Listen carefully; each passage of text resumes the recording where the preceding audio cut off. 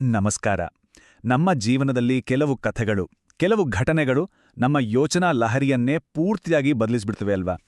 ಇವತ್ತು ನಾವು ಅಂತಹದ್ದೇ ಒಬ್ಬ ಮಹಾನ್ ಚೇತನ ಅಂದ್ರೆ ಸ್ವಾಮಿ ವಿವೇಕಾನಂದರ ಜೀವನದ 5 ಪ್ರಮುಖ ಪಾಠಗಳ ಬಗ್ಗೆ ತಿಳಿದುಕೊಳ್ಳೋಣ. ಈ ಪಾಠಗಳು ನಮ್ಮ ಬದುಕಿಗೆ ಖಂಡಿತವಾಗಿಯೂ ಒಂದು ಹೊಸ ದೃಷ್ಟಿ ಕೊಡಬಲ್ಲವು. ಈ ಒಂದು ಅದ್ಭುತವಾದ ಮಾತಿನೊಂದಿಗೆ ಶುರು ಮಾಡೋಣ. ನೋಡಿ, ಜಗತ್ತು ಮೊದಲು ಪ್ರತಿಯೊಂದು ಒಳ್ಳೆಯ ವಿಷಯವನ್ನು ಗೇಲಿ ಮಾಡ್ತದೆ, ಆಮೇಲೆ ಅದನ್ನು ವಿರೋಧಿಸ್ತದೆ ಮತ್ತು ಕೊನೆಗೆ ಅದನ್ನು ಒಪ್ಪುಕೊಳ್ತದೆ.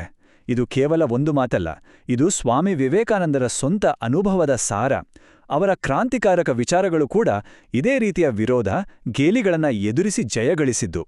ಸರಿ, ಹಾಗಾದ್ರೆ ಈ ಪಾಠಗಳನ್ನ ನೋಡೋಕೆ ಮುಂಚೆ ಸ್ವಾಮಿ ವಿವೇಕಾನಂದರ ಬಗ್ಗೆ ಒಂದು ಚಿಕ್ಕ ಪರಿಚಯ ಮಾಡಿಕೊಳ್ಳೋಣ.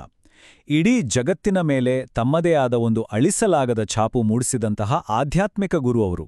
ಅವರ ಜೀವನ, ಅವರ ಬೋಧನೆಗಳು ಇವತ್ತಿಗೂ ಲಕ್ಷಾಂತರ ಜನರಿಗೆ ದಾರಿದೀಪ. ಬನ್ನಿ, ಅವರ ಜೀವನದ ಕೆಲವು ಮುಖ್ಯ ಘಟ್ಟಗಳನ್ನು ನೋಡೋಣ. ಅವರ ಜೀವನಕಾಲ ತುಂಬಾನೇ ಚಿಕ್ಕದು, ಆದರೆ ಅವರು ಸಾಧಿಸಿದ್ದು ಮಾತ್ರ ಅಪಾರ. ನೋಡಿ, 1863ರಲ್ಲಿ ಕಲ್ಕತ್ತಾದಲ್ಲಿ ಜನನ, ಆಮೇಲೆ 1893ರಲ್ಲಿ ಚಿಕಾಗೋದಲ್ಲಿ ಇಡೀ ಜಗತ್ತೇ ನಿಬ್ಬೆರಗಾಗುವಂಥ ಒಂದು ಐತಿಹಾಸಿಕ ಭಾಷಣವನ್ನ ಮಾಡ್ತಾರೆ. ಕೊನೆಗೆ 1902ರಲ್ಲಿ ಅಂದ್ರೆ ಕೇವಲ 39ನೇ ವಯಸ್ಸಿನಲ್ಲಿ ಅವರು ಮಹಾಸಮಾಧಿ ಹೊಂದುತ್ತಾರೆ. ಯೋಚನೆ ಮಾಡಿ, ಇಷ್ಟು ಕಡಿಮೆ ಅವಧಿಯಲ್ಲಿ ಜಗತ್ತಿಗೆ ಅವರು ಕೊಟ್ಟಿಟ್ಟು ಎಷ್ಟೊಂದು. ಹೌದು, ನಿಜಕ್ಕೂ ಕೇವಲ 39 ವರ್ಷಗಳು. ಇಷ್ಟು ಕಡಿಮೆ ಸಮಯದಲ್ಲಿ ಅವರ ಚಿಂತನೆಗಳು, ಅವರ ಬೋಧನೆಗಳು ಆಧುನಿಕ ಆಧ್ಯಾತ್ಮಿಕತೆಗೆ ಒಂದು ಹೊಸ ದಿಕ್ಕು ತೋರಿಸಿದ್ವು. ಇವತ್ತಿಗೂ ಅವರ ಮಾತುಗಳು ಕೋಟ್ಯಾಂತರ ಜನರಿಗೆ ಸ್ಫೂರ್ತಿ. ಹಾಗಾದ್ರೆ ಅವರ ಆ ಪ್ರಭಾವದ ಹಿಂದಿರುವ ನಮ್ಮ ಜೀವನಕ್ಕೂ ಅಳವಡಿಸಿಕೊಳ್ಳಬಹುದಾದ ಆ ಅದ್ಭುತ ಪಾಠಗಳು ಯಾವುವು? ಬನ್ನಿ ಒಂದೊಂದಾಗಿ ನೋಡೋಣ. ಓಕೆ, ಈಗ ನಾವು ಈ ವಿಶ್ಲೇಷಣೆಯ ಮುಖ್ಯ ಭಾಗಕ್ಕೆ ಬಂದಿದ್ದೇವೆ. ಸ್ವಾಮಿ ವಿವೇಕಾನಂದರ ಜೀವನದಿಂದ ನಾವು ಕಲಿಯಬಹುದಾದ 5 ಅತ್ಯಂತ ಪ್ರಮುಖವಾದ, ಶಕ್ತಿಯುತವಾದ ಪಾಠಗಳು. ಮೊದಲನೆಯದು ಪಾಠ 1, ಅನುಕಂಪದ ಶಕ್ತಿ, ಅಂದ್ರೆ ದ ಪವರ್ ಆಫ್ ಕಂಪ್ಯಾಷನ್. ಬೇರೆಯವರಿಗೆ ಸಹಾಯ ಮಾಡಬೇಕು ಅನ್ನೋ ಮನೋಭಾವ ಇದೆಯಲ್ಲ, ಅದೇ ನಿಜವಾದ ಮಾನವೀಯತೆ ಅಂತ ಅವರು ನಂಬಿದ್ರು. ಇದಕ್ಕೆ ಒಂದು ಸುಂದರವಾದ ಕಥೆ ಇದೆ. ಈ ಚಾಕುವಿನ ಕತೆ ತುಂಬಾ ಸರಳ, ಆದ್ರೆ ಅದರ ಅರ್ಥ ಮಾತ್ರ ತುಂಬಾ ಆಳವಾದದ್ದು. ಒಂದು ದಿನ ಅವರ ತಾಯಿ ಅಡಿಗೆ ಮನೆಯಲ್ಲಿ ಏನೋ ಕೆಲಸ ಮಾಡ್ತಾ ಒಂದು ಚಾಕು ಕೇಳ್ತಾರೆ. ಆಗ ಬಾಲಕ ವಿವೇಕಾನಂದ, ಅಂದ್ರೆ ಆಗಿನ ನರೇಂದ್ರ, ಆ ಚಾಕುವನ್ನ ತಂದುಕೊಡ್ತಾರೆ. ಆದ್ರೆ ಹೇಗ್ ಕೊಡ್ತಾರೆ ಗೊತ್ತಾ? ಚಾಕುವಿನ ಹರಿತವಾದ ಭಾಗವನ್ನ ತನ್ನ ಕಡೆಗೆ ಹಿಡಿದು ಹಿಡಿಕೆಯನ್ನ ಅಮ್ಮನ ಕಡೆಗೆ ಮಾಡಿಕೊಡ್ತಾರೆ. ಇದನ್ನ ನೋಡಿದ ಅವರ ತಾಯಿ, ಈ ಹುಡುಗ ಮುಂದೆ ಜೀವನದಲ್ಲಿ ಸಾವಿರಾರು ಜನಗೆ ಸಹಾಯ ಮಾಡ್ತಾನೆ ಅಂತ ಅಂದೇ ಹೇಳಿದ್ರಂತೆ. ನೋಡಿ, ಎಂತಹ ಕಾಳಜಿ! ಹಾಗಾದ್ರೆ ಈ ಕಥೆಯಿಂದ ನಾವು ಕಲಿಬೇಕಾದ್ದು ಏನು? ನಿಜವಾದ ಮಾನವೀಯತೆ ಅಂದ್ರೆ ನಮ್ಗೆ ಸ್ವಲ್ಪ ರಿಸ್ಕ್ ಆದ್ರೂ ಪರವಾಗಿಲ್ಲ, ಬೇರೆಯವರು ಸೇಫ್ ಆಗಿರ್ಬೇಕು ಅಂತ ಯೋಚನೆ ಮಾಡೋದು. ಈ ಒಂದು ಗುಣ ನಮ್ಮ ವ್ಯಕ್ತಿತ್ವದ ಭಾಗ ಆಗ್ಬೇಕಲ್ವಾ? ಮುಂದೆ 2ನೇ ಪಾಠ. ಪಾಠ 2, ಗುರಿಯ ಮೇಲೆ ಗಮನವಿರಲಿ, ಅಂದ್ರೆ ಫೋಕಸ್ ಆನ್ ಯೋರ್ ಗೋಲ್. ಜೀವನದಲ್ಲಿ ಯಶಸ್ಸು ಗಳಿಸಬೇಕು ಅಂದ್ರೆ ಇದು ಅತಿ ಮುಖ್ಯ.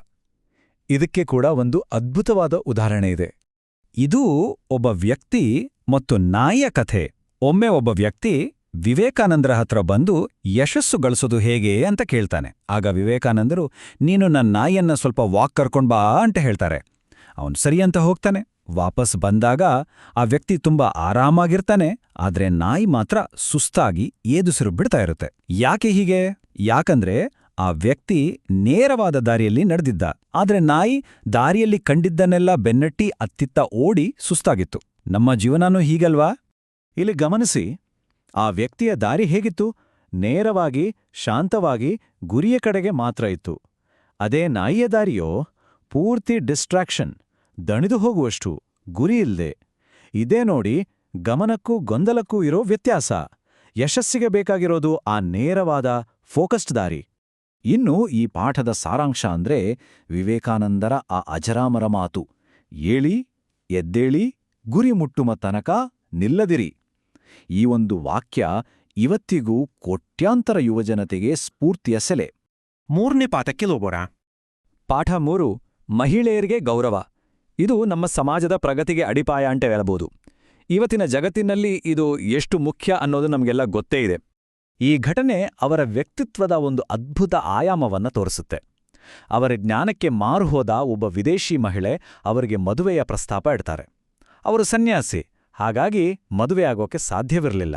ಆದ್ರೆ ಅವರು ಅವಮಾನ ಮಾಡಲಿಲ್ಲ, ಬದಲಾಗಿ ಎಷ್ಟು ಸುಂದರವಾದ ಪರಿಹಾರ ಕೊಟ್ರೆ ಗೊತ್ತಾ? ನನ್ನನ್ನೇ ನಿಮ್ಮ ಮಗನಾಗಿ ಸ್ವೀಕರಿಸ್ಬಿಡಿ. ಆಗ ನನ್ನ ಸನ್ಯಾಸ ವ್ರತಕ್ಕೂ ಭಂಗ ಬರೋಲ್ಲ, ನಿಮ್ಗೂ ನನ್ನಂಥ ಮಗ ಸಿಕ್ಕ ಹಾಗಾಗುತ್ತೆ ಅಂದ್ರು. ಆ ಮಾತನ್ನ ಕೇಳಿ ಆ ಮಹಿಳೆ ಅವರ ಸಮಗ್ರತೆಗೆ ಬೆರಗಾಗಿ ಅವರ ಕಾಲಿಗೆ ಬಿದ್ರಂತೆ. ಓಕೆ, ಈಗ 4ನೇ ಪಾಠ. ಪಾಠ 4: ನಮ್ಮ ಗುರುಗಳಿಗೆ ಮೌಲ್ಯ ನೀಡಿ. ನಮ್ಮ ಜೀವನಕ್ಕೆ ದಾರಿ ತೋರಿಸಿದವರನ್ನ, ನಮ್ಗೆ ಮಾರ್ಗದರ್ಶನ ನೀಡಿದವರನ್ನ ನಾವು ಎಂದಿಗೂ ಮರೆಯಬಾರದು. ಇದು ಈ ಪಾಠದ ಸಾರಾಂಶ. ವಿವೇಕಾನಂದರಿಗೆ ತಮ್ಮ ಗುರುಗಳಾದ ರಾಮಕೃಷ್ಣ ಪರಮಹಂಸರ ಮೇಲೆ ಇದ್ದ ಭಕ್ತಿ ಇದೆಯಲ್ಲ, ಅದು ಅಸಾಮಾನ್ಯ. ತಮ್ಮ ಮನೆಯಲ್ಲಿ ಸಂಕಷ್ಟಗಳಿದ್ದಾಗಲೂ ತಮ್ಮ ಗುರುವಿನ ಕೊನೆಗಾಲದಲ್ಲಿ ದಣಿವರಿಯದೆ ಸೇವೆ ಮಾಡಿದ್ರು. ಅಷ್ಟೇ ಅಲ್ಲ, ಬೇರೆ ಶಿಷ್ಯರಿಗೆ ವಿನಯ ಮತ್ತು ಸೇವೆಯ ಪಾಠ ಕಲಿಸಬೇಕು ಅಂತ ಅವರು ತಮ್ಮ ಗುರುವಿನ ಉಗುಳುದಾನಿಯನ್ನು ಕೂಡ ಸ್ವಚ್ಛಗೊಳಿಸಿದ್ರಂತೆ. ಗುರು ಶಿಷ್ಯ ಸಂಬಂಧ ಅಂದ್ರೆ ಹೇಗಿರಬೇಕು ಅಂತ ಅವರು ತಮ್ಮ ನಡತೆಯಲ್ಲೇ ತೋರಿಸ್ಕೊಟ್ರು. ಮತ್ತು ಕೊನೆಯದಾಗಿ 5ನೇ ಪಾಠ. ಪಾಠ 5: ಹಾಸ್ಯದೊಂದಿಗೆ ಬುದ್ಧಿವಂತಿಕೆ. ಅಂದ್ರೆ ಬುದ್ಧಿವಂತಿಕೆ ಇರೋದು ಸರಿ, ಆದರೆ ಅದರ ಜೊತೆ ಸ್ವಲ್ಪ ಹಾಸ್ಯ ಪ್ರಜ್ಞೆ ಕೂಡ ಇದ್ರೆ ಅದು ಒಂದು ಸೂಪರ್ ಕಾಂಬಿನೇಷನ್. ಯಾಕಂದ್ರೆ ಕಷ್ಟದ ಸಂದರ್ಭಗಳನ್ನು ನಿಭಾಯಿಸೋಕೆ ಹಾಸ್ಯ ಒಂದು ಅದ್ಭುತ ಅಸ್ತ್ರ. ಈ ಹಂದಿ ಮತ್ತು ಪಕ್ಷಿ ಘಟನೆಯನ್ನೊಮ್ಮೆ ಕೇಳಿ. ಒಬ್ಬ ವಿದೇಶಿ ಅಧಿಕಾರಿ ವಿವೇಕಾನಂದರನ್ನ ಅವಮಾನಿಸಬೇಕು ಅಂತ ಹಂದಿ ಮತ್ತು ಪಕ್ಷಿ ಒಟ್ಟಿಗೆ ಕೂತಿರುವ ಕಡೆ ನಾನು ಊಟ ಮಾಡಲ್ಲ ಅಂತ ಹೇಳ್ತಾನೆ. ಅದಕ್ಕೆ ವಿವೇಕಾನಂದರು ತುಂಬಾ ಶಾಂತವಾಗಿ, ಹಾಗಾದ್ರೆ ನಾನು ಹಾರೋಗ್ಬೇಕಾ ಅಂತ ಕೇಳ್ತಾರೆ. ಅವರ ಈ ಜಾಣ್ಮೆಯ ಹಾಸ್ಯದ ಉತ್ತರ ಇಡೀ ಕೋಣೆಯಲ್ಲಿ ನಗುವಿನ ಅಲೆ ಎಬ್ಬಿಸಿತು, ಆ ಉದ್ವಿಗ್ನತೆಯನ್ನ ಕಡಿಮೆ ಮಾಡಿತು. ನೋಡಿ, ಬುದ್ಧಿವಂತಿಕೆ ಮತ್ತು ಹಾಸ್ಯ ಒಟ್ಟಿಗೆ ಸೇರಿದ್ರೆ ಎಂಥ ಪರಿಸ್ಥಿತಿಯನ್ನಾದರೂ ಗೆಲ್ಬೋದು. ಸರಿ, ಇವಿಷ್ಟು 5 ಪಾಠಗಳು. ಈಗ ಈ ಮಹಾನ್ ಸನ್ಯಾಸಿಯ ಕೊನೆಯ ಪ್ರಯಾಣ ಹೇಗಿತ್ತು ಮತ್ತು ಅವರು ನಮಗಾಗಿ ಬಿಟ್ಟುಹೋದ ಪರಂಪರೆ ಏನು ಅಂತ ನೋಡೋಣ. ಅವರು ಬದುಕಿದ್ದಷ್ಟೇ ಅರ್ಥಪೂರ್ಣವಾಗಿ ಅವರ ಕೊನೆಯ ದಿನವೂ ಇತ್ತು. ಜುಲೈ 4, 1902. ಅಂದು ಅವರು ತಮ್ಮ ಎಂದಿನ ದಿನಚರಿಯನ್ನೇ ಪಾಲಿಸಿದ್ರು. ಗಂಟೆಗಟ್ಟಲೆ ಧ್ಯಾನ ಮಾಡಿದ್ರು ಮತ್ತು ತುಂಬನೇ ಶಾಂತವಾಗಿ ಮಹಾಸಮಾಧಿಯನ್ನ ಪ್ರವೇಶಿಸಿದ್ರು. ಪ್ರಜ್ಞಾಪೂರ್ವಕವಾಗಿ ದೇಹವನ್ನ ತ್ಯಜಿಸೋದು ಅಂದ್ರೆ ಅದು ಅವರಲ್ಲಿದ್ದ ಅಪಾರವಾದ ಆತ್ಮನಿಯಂತ್ರಣಕ್ಕೆ ಸಾಕ್ಷಿ. ಮತ್ತು ಅವರು ಹೇಳಿದ ಕೊನೆಯ ಮಾತುಗಳು: ಈ ವಿವೇಕಾನಂದ ಏನ್ಮಾಡಿದಾನೆ ಎಂಬುದನ್ನು ಅರ್ಥ ಮಾಡಿಕೊಳ್ಳಲು ಇನ್ನೊಬ್ಬ ವಿವೇಕಾನಂದ ಬೇಕು. ಅವರ ಕೆಲಸದ, ಅವರ ದೃಷ್ಟಿಕೋನದ ಆಳ ಮತ್ತು ವಿಸ್ತಾರ ಎಷ್ಟಿತ್ತು ಅನ್ನೋದಕ್ಕೆ ಈ ಒಂದು ಮಾತೇ ಸಾಕು. ಹಾಗಾದರೆ ಈ ಒಂದು ಕೊನೆಯ ಪ್ರಶ್ನೆಯೊಂದಿಗೆ ಈ ಸಂಚಿಕೆಯನ್ನ ಮುಗಿಸೋಣ. ಸ್ವಾಮಿ ವಿವೇಕಾನಂದರು ಹೇಳಿದ ಹಾಗೆ ಈ ಜಗತ್ತು ಒಂದು ವ್ಯಾಯಾಮ ಶಾಲೆ. ಇಲ್ಲಿ ನಾವು ನಮ್ಮನ್ನು ಬಲಪಡಿಸ್ಕೊಳ್ಳಲು ಬರುತ್ತೇವೆ. ಹಾಗಾದರೆ ಇಂದು ನಮ್ಮನ್ನು ನಾವು ಬಲಪಡಿಸ್ಕೊಳ್ಳೋಕೆ ಏನ್ಮಾಡಬಹುದು? ಈ 5 ಪಾಠಗಳಿಂದ ಯಾವುದಾದ್ರೂ ಒಂದನ್ನ ನಮ್ಮ ಜೀವನದಲ್ಲಿ ಅಳವಡಿಸ್ಕೊಳ್ಳೋಕೆ ಸಾಧ್ಯನಾ?